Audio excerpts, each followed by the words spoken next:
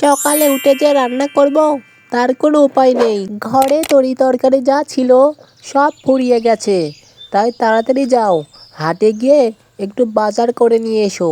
আরে থামো থামো, বাজার করতে কতক্ষণ লাগবে? যাব আর আসবো, বেশিক্ষণ দেরি হবে না। বাবা বাবা, আমিও তোমার সাথে হাটে যাব। আমি হাটে যাই তোমার সাথে একটা বড় মাছ কিনতে চাই। এরপর তারা বাপ ছেলে দুজনে মিলে গেল হাটে বাজার করতে। এই গ্রামের সব থেকে বড় একটি বাজার ছিল মধুবন বাজার। তাই মতিলাল এই বাজারেই সবসময় বাজার করত। আরে ভাই, কি খবর? আমাকে 1 কেজি ছোলা আর 1 কেজি চিনি দাও তো। আর দামটা একটু কম রেখো, আজকাল বাজার করে টাকাই কুলাতে পারি না। আরে ভাই, আপনি ও বিষয়ে কোনো চিন্তা করবেন না। আপনি হলেন আমার রেগুলার কাস্টমার, আপনাকে কম না দিয়ে কাকে দিব বলুন? আচ্ছা ঠিক আছে, তুমি একটা কাজ করো, চিনি আর ছোলার সাথে 200 গ্রাম কিশমিশ বাদামও দিয়ে দিও। এরপর কাঁচা বাজারও করতে হবে। এরপর তারা কিছুক্ষণের মধ্যে বাজার শেষ করে বাড়ি ফিরছিল, কিন্তু হঠাৎ তাদের সামনে একটি ভয়ঙ্কর ভূত দাঁড়িয়ে পড়লো। হা হা হা হা হা, কোথায় যাচ্ছিস? দাঁড়া এবার।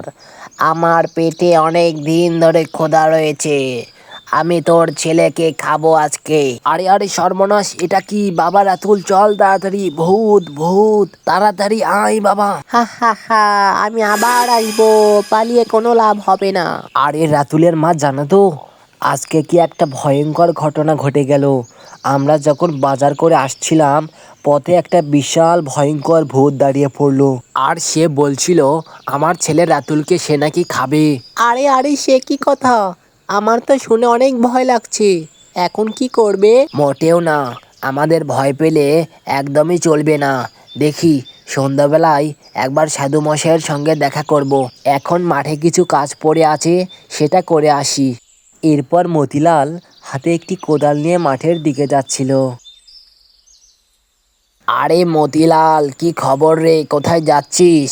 আর বলবেন না মজুমদার সাহেব, ওই মাঠে পেঁয়াজের জমিতে একটু ঘাস হয়েছে, সেগুলো নিড়াতে হবে। ও আচ্ছা আচ্ছা, বেশ, তাহলে যা।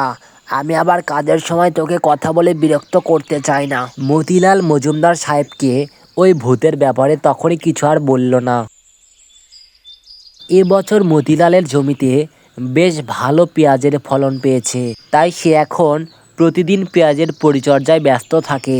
কিন্তু এরই মাঝেই সেই ভয়ঙ্কর ভূতটি মতিলালের সামনে হাজির হয়ে যায় এবং মতিলাল অনেক ভয় পায়। এই মতিলাল, আমি তোকে কি বলেছিলাম? তোর ছেলেকে আমি খাবো, আর যদি তুই না দিস এক্ষুনি তোর ঘাড় আমি মটকাবো।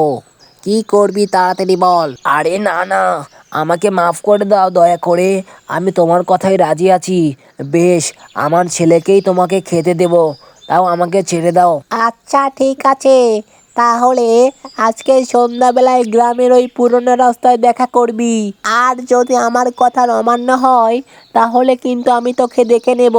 মতিলাল তার ছেলেকে ভূতের হাতে তুলে দেওয়ার কথা বললেও তার মাথায় একটি বুদ্ধি ঘোরপ্যাচ খাচ্ছিল। এরপর সন্ধ্যাবেলায় মতিলাল ও তার স্ত্রী খেতে বসল। কিছুক্ষণ পর তারা সেই গ্রামের সাধুর বাড়িতে রওনা দিল। এবার মতিলাল ওই ভূতের ব্যাপারে সাধুকে সব কিছু খুলে বলে।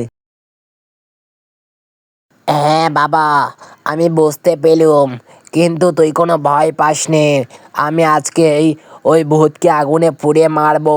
এরপর তারা গ্রামের ওই পুরনো রাস্তায় চলে আসলো। এই ভূত কোথায়? চলে আয় চলে আয়, আমি মতিলালের ছেলেকে নিয়ে এসেছি। এবার সেই ভূত হাজির হয়। ও আচ্ছা, তুই তাহলে আমাদের মতিলালকে ভয় দেখাচ্ছিস? আজ তোর শেষ দিন। আরে আরে মতিলাল, তোর সাথে আমার কি কথা ছিল?